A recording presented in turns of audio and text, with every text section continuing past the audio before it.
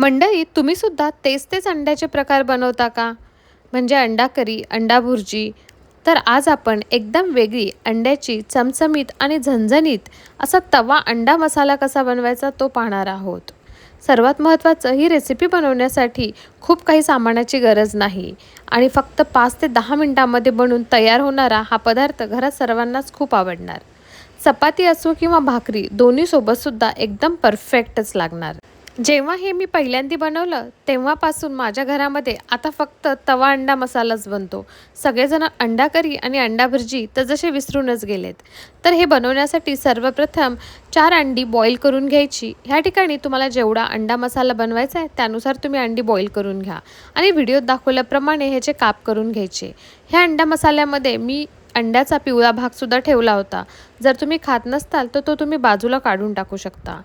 आज आपण तवा अंडा मसाला बनवतोय म्हणून आपण तवा वापरलेला आहे. हे सेम आपण कढईमध्ये केलं तरीही चालतं. तर तव्यावर फक्त 1 चमचा तेल ॲड करायचा, अर्धा चमचा जिरे आणि एकदम बारीक कट केलेला मीडियम साईज कांदा 1-2 मिनटं छान परतून घ्यायचा. त्यामध्ये अर्धा चमचा आले लसूण पेस्ट ॲड करायची. ह्या ठिकाणी तुम्ही थोडीशी हिरवी मिरची ॲड केली तरीही चालते, छान लागते. आणि हे व्यवस्थित परतून घ्यायचं. टोमॅटो थोडासा सॉफ्ट झाला की त्यामध्ये मीडियम साईज टोमॅटो तोही एकदम छान बारीक बारीक कट केलेला ॲड करायचा. थोडंसं मीठ ॲड करायचं म्हणजे टोमॅटो हा लवकर सॉफ्ट होतो.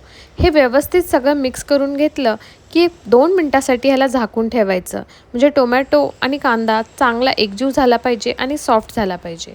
बऱ्याच भाज्यांमध्ये आणि रेसिपीमध्ये असा आपण कांदा आणि टोमॅटो कट करून ॲड केला तर तो व्यवस्थित एकजीव होत नाही, मिक्स होत नाही आणि मग खाताना कांदा आणि टोमॅटो वेगळा होतो. तर त्यासाठी मी एक छान ट्रिक सांगितली, म्हणजे कांदा टोमॅटो खूप मस्त एकजीव होतील. तर आता ह्यामध्ये आपण काही बेसिक मसाले जसं हळद, लाल तिखट, काळा मसाला किंवा गरम मसाला ॲड करून घ्यायचा आणि ह्याला व्यवस्थित मिक्स करून घ्यायचं.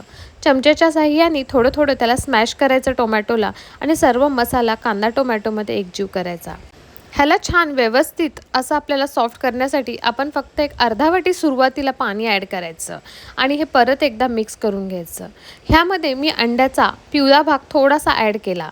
ह्यामुळे काय होतं तर कांदा आणि टोमॅटो हे खूप छान एकमेकामध्ये मिक्स होतात. जसं आपण बऱ्याच भाज्यामध्ये थोडंसं बेसन पीठ ॲड करतो म्हणजे भाजी छान अशी ग्रेव्हीवाली व्हावी, त्याची कन्सिस्टन्सी चांगली व्हावी. पण आपण अंडा मसाला बनवतोय तर अंड्याचा पिवळा भाग ॲड करायचा आणि त्याला स्मॅशरच्या साहाय्याने चांगलं स्मॅश करून घ्यायचं.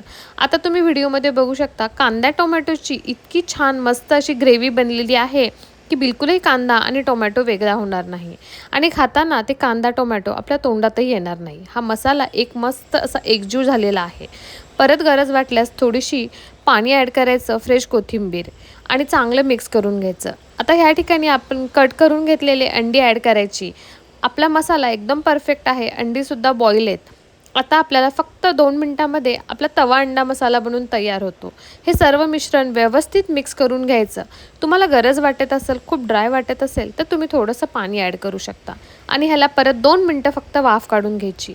वरतून मस्त फ्रेश कोथिंबीर ॲड करायची आणि मी गरमागरम चपाती किंवा भाकरीसोबत सर्व करायची. आणि हा तवा अंडा मसाला गरम गरम खायलाच खूप छान लागतो. तुम्ही एकदा ह्या पद्धतीने हा तवा अंडा मसाला रेसिपी नक्की ट्राय करा. अंड्याचे बाकीचे सर्व पदार्थ विसरून जाताल. जर तुम्हाला हा व्हिडिओ आवडला असेल तर लाईक करा, शेअर करा आणि चॅनलला सबस्क्राईब करा. थँक्यू.